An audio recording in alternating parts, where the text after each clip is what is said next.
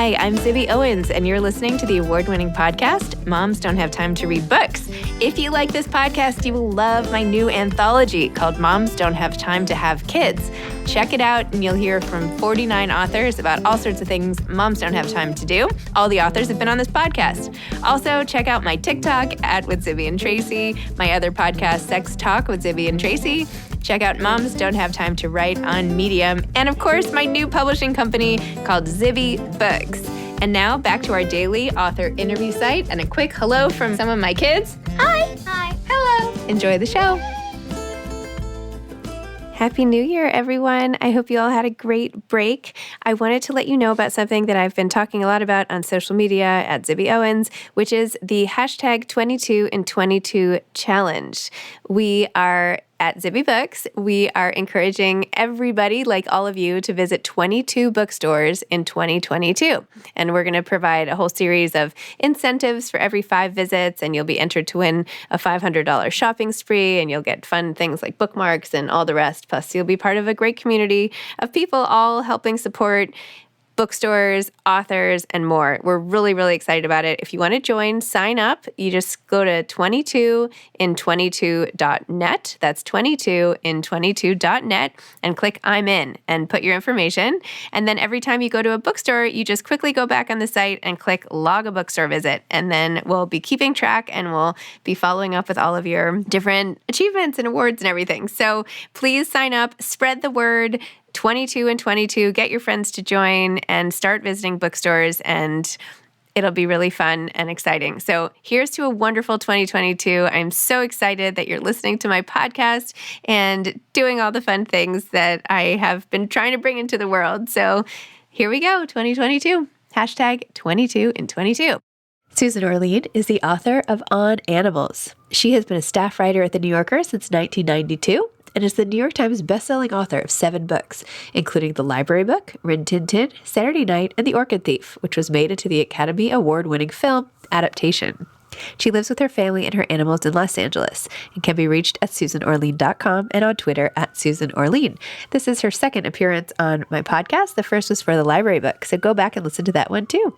Welcome, Susan. Thanks for coming back onto Moms Don't Have Time to Read Books for your latest On Animals. Congratulations. Thank you. I'm so happy to be with you. And it's such a pleasure to be back again.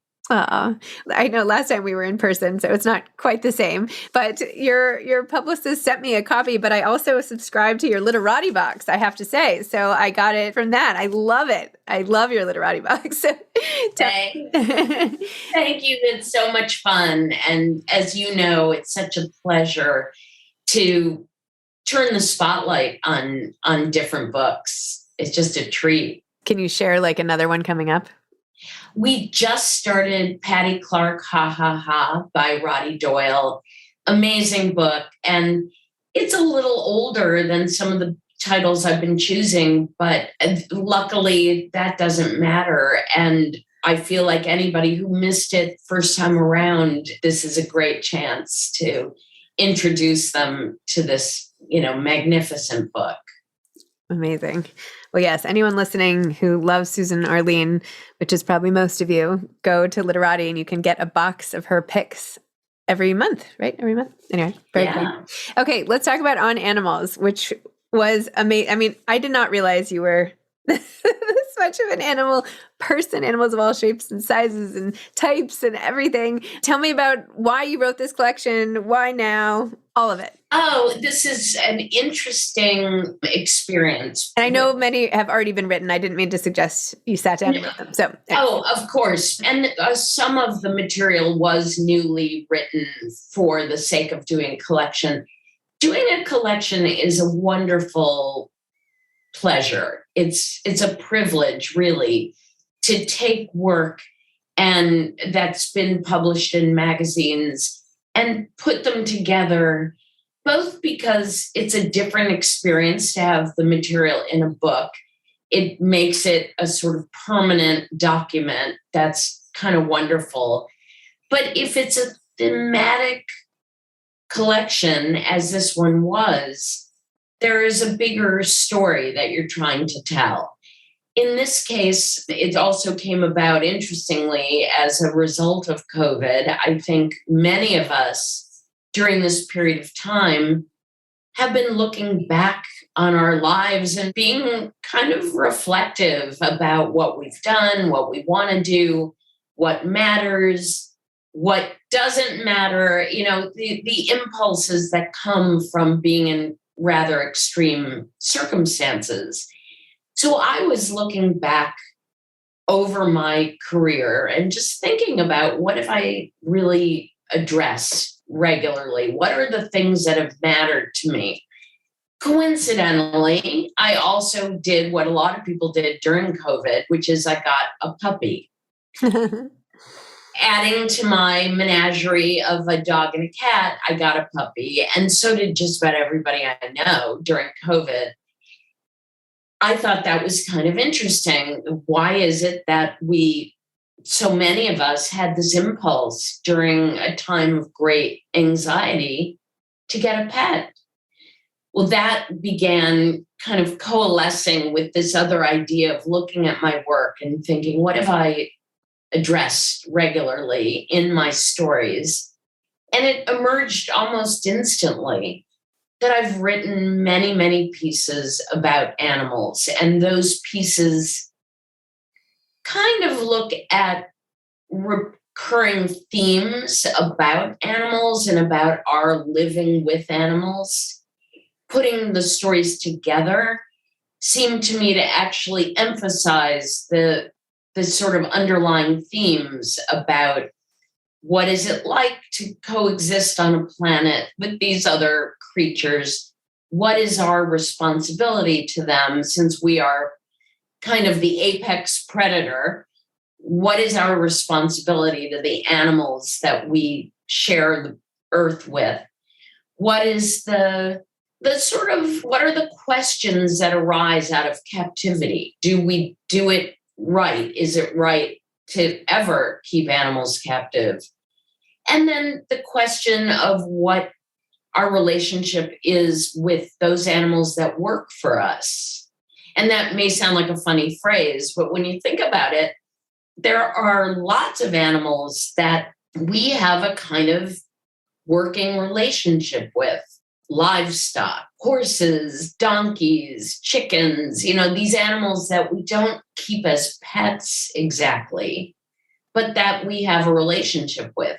And over the years, I get to pick my own subject matter, and I just keep gravitating to these stories about animals. So it became very natural to me to put them together.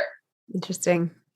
I feel like when I talked to Dani Shapiro a while ago, when about inheritance, she was saying, when she looks back, so much of her work is about this like search for a identity and father and whatever, and it all made sense later. Do you have something like that makes it all make sense? Like, yes, you've identified the theme of the work, but like, do you know deep down where it really all comes from? Or is there, not that you're really related to a chicken or something, but do you know what I'm trying to say?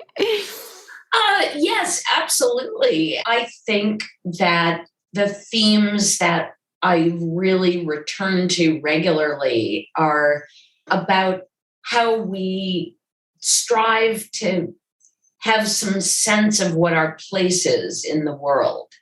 And, from The Orchid Thief on, a lot of the things I've written about have been about what is it that we do to make ourselves feel like we have a sense of where we fit into the chaos of existence, whether it's collecting every orchid species known to man, whether it's with the library book about preserving stories. There's something that we need in our lives to make us feel that they make sense. And what is it that we choose for that purpose? So interesting. Wow.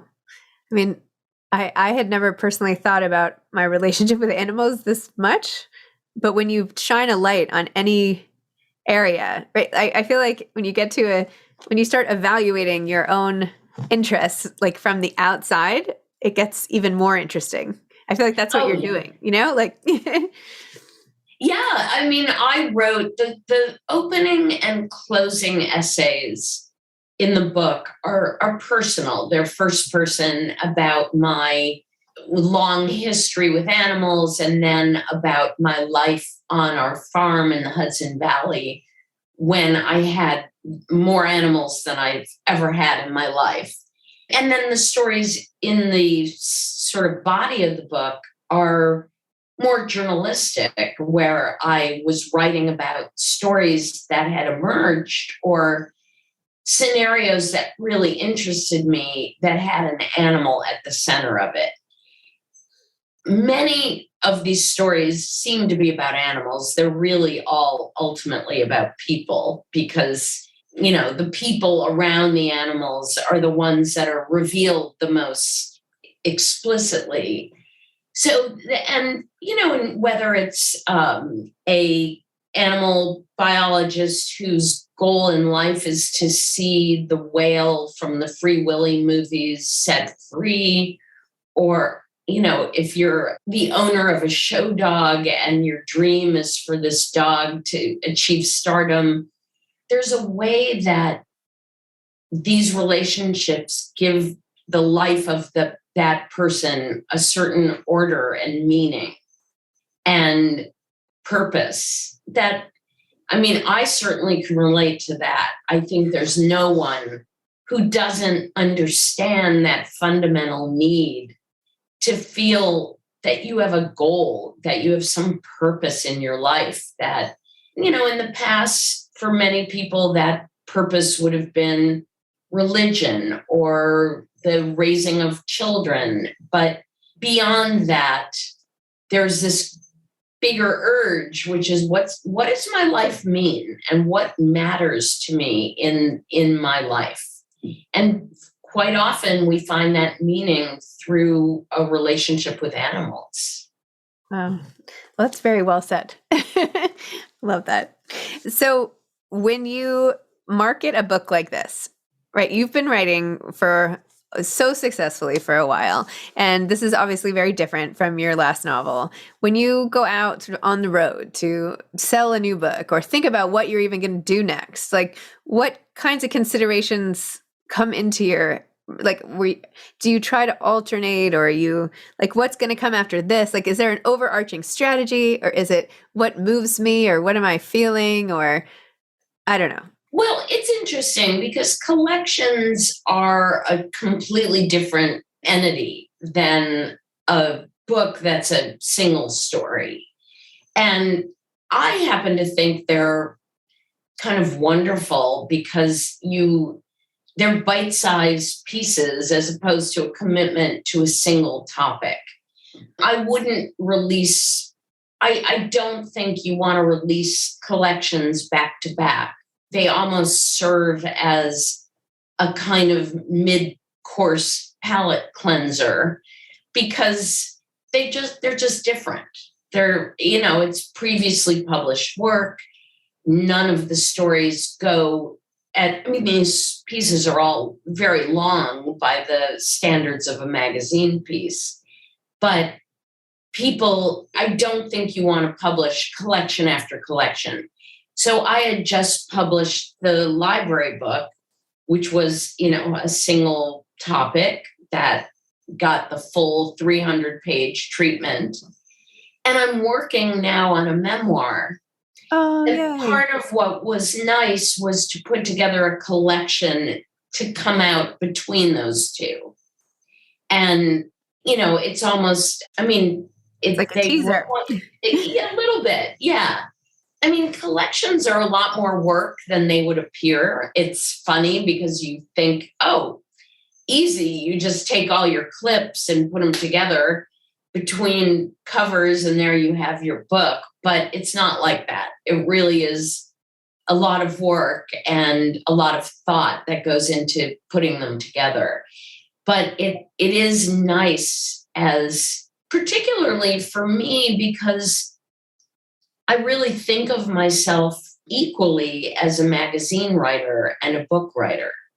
So this represents that range that a magazine gives you. You can spend a certain amount of time on a story and then move on to the next one and the next one. So I love the way that a collection kind of informs you of that big range of subjects. But I think people overall really love a book that digs into one subject deeply. I think, people sit down with a book and want that deep dive into a single topic. So, putting out collection after collection, I don't think would be it would be hard to market that. If we just want to talk purely commercially, I think overall, single subject books just sell much more than collections. And tell me about the memoir. I'm so excited to hear you're writing one. Oh, thank you. Well, I have it's funny because I've made my entire professional life about writing about other people's lives. And I've always felt a little shy about writing about my own life and feeling like, oh, who cares about my life? I don't have such an extraordinary life. And yet, when I think about what I've done in my experiences, I really have had a very interesting life. I mean, not everybody gets to do what I get to do. And so this has been a process of persuading myself to not undervalue the stories that I have to tell. I mean, even telling people the backstory of the pieces that I've written, I realize is quite interesting. And it's not like the life that everybody leads. Or, I'm so often asked about the backstory behind The Orchid Thief and the resulting film adaptation. And it's a very funny story. It's a very interesting journey to have been on. And I think having grown up in an era of memoirs, I have a little bit of a resistance feeling like, well, not everybody's life is that interesting. And not every memoir really needs to be written. And so I've been very resistant to this idea until finally I thought, I think I'm being a little overly resistant, that these stories really are interesting. And I have had an unusual life. Oh, I'm very excited to read it. I love memoir, and I know the little snippets that you revealed about your mom and everything in the library book. I don't know. I can't wait to dig in. Do you have a title yet? That's been the tricky thing. We've been calling it provisionally True Story, but I'm not sure if we'll end up with that title. And to be honest with you, every book I've ever written had the title change between the time that we conceived of it and the time it's been published. And in this case, it's useful to have a provisional title, but I would be surprised if we stayed with that. I mean, there's nothing wrong with it, but I don't love it. I think it's cute, but I have a memoir coming out in July. I'm like super excited about it, a little bit nervous. Yeah, I'm really excited. But I changed the title like a million times, a million. Now it's called Bookends, a memoir of love, loss, and literature. So I'm very excited about where we ended up, but it was called The Book Messenger, and it was called Booked, and it was called, I don't even know. I just couldn't be happy with it until now I'm finally happy with it. Oh, I love that. Thank you. Titling a memoir is tricky because part of my problem with the title True Story is I feel like there probably have been a million books called True Story, or it sounds like there have been a million books. It doesn't feel distinctive. And it's hard. The range of possible titles for a memoir feels fairly constrained. So a lot of them sound a little bit alike. Mm-hmm. And I do think book titles matter. I really do. I think book titles matter, book jackets matter, and you want to get it right. Yes, very true. There was just a really interesting article about that, I think in LitHub, about the importance of book covers. And anyway, I mean, obviously they are very important, but I think, the nature of the creation of a book, I mean, it's interesting because you write the book and you do as good a job as you can possibly do. And then there's the entire physical presentation of the book that is what readers interact with first. They interact first with the cover, with the title, with the feel of the dust jacket. And when you write a book, you sometimes forget how important that is and how that makes a difference between whether someone may pick up a book or not, or remember it or not. And I've been very lucky. I feel like I've had fantastic packages for all of my books. And I'm very involved in it and feel also like the designers have been fantastic. Writing, coming up with a title is a really tricky thing. And being good at writing a 3,000 word piece doesn't necessarily mean you're good at coming up with a book title.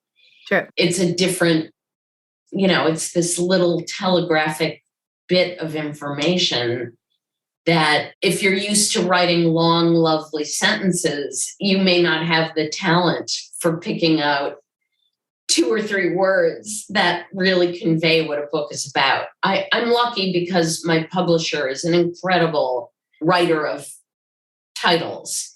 When I wrote The Orchid Thief, I had a different title for the book that I was bound and determined to use because I thought it was amazing. The title that I had that I thought was amazing was The Millionaire's Hothouse. And I was convinced that this was the best title ever. My publisher got the book, told me he loved the book, said he had one issue. He didn't love the title. And I was just shocked. And I thought, well, what do you mean you don't like it? It's the best title in the world. He said, well, what about this? The Orchid Thief. And I said, well, that's just horrible. That's a horrible title. And he said, well, why don't you just sleep on it? And I went to a bunch of friends and I said, which title do you think is better? The Orchid Thief or The Millionaire's Hothouse? All of them said The Orchid Thief. And at that point, I was worn down. I mean, I just felt like, well, obviously people are missing the obvious, which is that this is a terrible title. Of course, I have been told a million times by people, oh my God, that's the best title ever. And I always say, well, thank you. It was hard to come up with. I love that story. I mean, it's funny because it's an art form and it's not necessarily one that comes along with the art form of writing a long story. It's short. It has to have a different quality to it. And I don't think I'm very good at it. Well, good thing they're great editors. Right, exactly. Thank God. I'm going to knock on wood, as we're saying. Well, Susan, thank you so much. Thanks for coming back on my podcast. And I hope one of these times our paths will connect on the West Coast. And fingers crossed. We've had bad timing. I know. I'm hoping that will change because now we're kind of here full time. Okay. And it's always such a pleasure to talk to you. I love it so much. You're so wonderful. Oh, thank you. Support books the way you do. And it's just a real treat to see you. Thank you. You too. I feel the same way. All right. Great talking to you. Have a great day. Zibby. Feel better. Feel better. Thank you. Okay. Bye. Thanks for listening to this episode of Moms Don't Have Time to Read Books. Don't forget to follow me on Instagram at Zibby Owens and at Moms Don't Have Time to Read Books. Also sign up for my newsletter at zibbyowens.com and sign up for my virtual book club and meet lots of authors on Zoom every other week. Thanks so much to Steve and Ryan at Texture Sound for the sound editing. And thank you to Morning Moon Productions for providing this fantastic intro and outro music.